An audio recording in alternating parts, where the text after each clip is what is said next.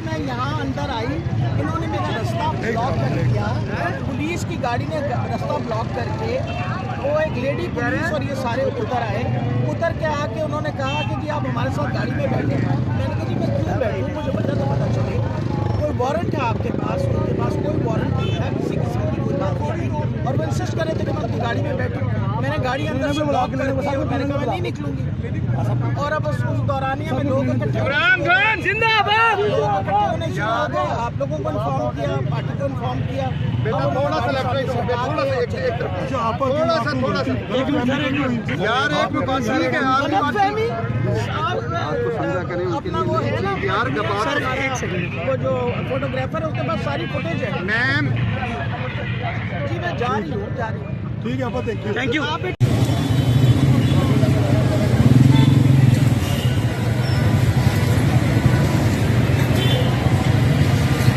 ये इस तरह से ड्राइवर नज़र आ रहा है। दूसरी तरफ कंडक्टर सीट पे डॉक्टर साहबा बैठी हैं और आगे पुलिस की गाड़ियां खड़ी हुई हैं थोड़े से फासले पे। ये